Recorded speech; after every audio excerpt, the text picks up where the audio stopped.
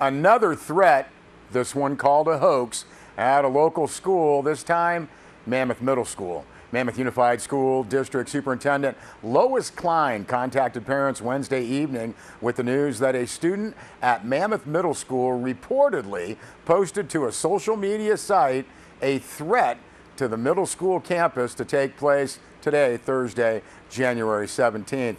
Superintendent Klein said there was no incident, and Dr. Annie Rinaldi, the Mammoth Middle School principal, as well as law enforcement personnel, went to the student's home Wednesday night and met with the student and the parents. After the investigation, they are confident, Superintendent Klein wrote, that the threat was meant as a hoax. Klein said Mammoth schools were closed today. It was a red day due to the heavy storm, and noted the decision to close schools completely unrelated to this incident, having been made in consultation with weather reports prior to the social media post. Now, that post was shared with many students, so many folks may have heard about it. Klein notes that this message is intended to ensure you that she is aware of the situation and that the principal and local law enforcement were contacted and became involved immediately. All appropriate disciplinary actions and options are being considered as they move forward. A parent meeting regarding school safety and recent incidents planned for Wednesday, January 23rd at the Mammoth High School multi-purpose room, and Superintendent Lois Klein said she strongly encourages all parents to regularly monitor their child's social media accounts. Well, it was a nasty storm that rolled through, still rolling through. The Eastern Sierra Mammoth Lakes Town Council meeting that was set for Wednesday night, that was canceled. The town of Mammoth Lakes issued a public service announcement Wednesday notifying all residents and visitors to be prepared for that powerful storm, bringing heavy snow and blizzard conditions through Friday. Forecast was heavy snowfall, 2 to 5 feet west of 395 above 7,000 feet with those blizzard conditions. Winds gusting as high as 125 miles an hour, ridgetops in Mono County. Now, in advance of the winter storm and anticipated periods of blizzard conditions, Mammoth Yosemite Airport closed. Airport expected to reopen on Friday. Now, during the winter storm, transit services may be impacted or terminated by the worsening road conditions and poor visibility without notice. Transit passengers, you're encouraged to call Eastern Sierra Transit Authority, phone number 760-924-3184, or you can download the ESTA free transit app. Let's drive safely out there, shall we? Well, Deb Murphy filed this report for Sierra Wave Media, noting that after what some Inyo supervisors thought might have been a 25-year effort, the board unanimously approved the lease agreement on a 42,000 square foot consolidated Inyo County office building at the Y just north of Bishop. Now, with no payment from Inyo County to the developer, Wolverine Inyo LLC, till the building is move-in ready, Inyo County CAO Clint Quilter explained the developer has an incentive to finish the project in 23 months. Now, last June, consultant Alan D. Coten presented two financing scenarios, a $2 million payment at the start with $50,000 monthly rent, plus lump sum payments or lump payments of $250,000 in years 5, 10, and 15.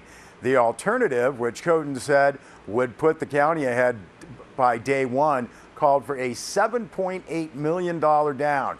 The final lease agreement starts with $7.8 million down, $39,000 monthly rent, and the $750,000 million payments in the 5-year increments. At the end of 20 years, the county would own the building.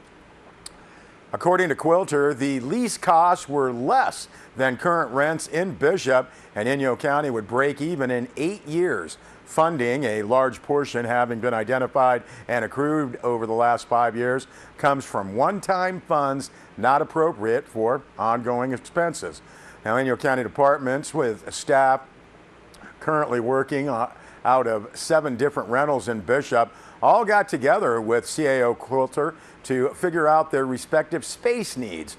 One significant plus, not tenable with the current multiple office situation, is the inclusion of the Area Resource Center to serve probation and specific health and human services programs. Now, the only real issues in the supervisor's discussion were maintaining services and independence and concern over the office spaces being vacated in Bishop. Supervisor Matt Kingsley pointed out that it was easier for some of his 5th District constituents to get to Pahrump than Bishop. We need to make sure county services will still be available in Independence, Kingsley said.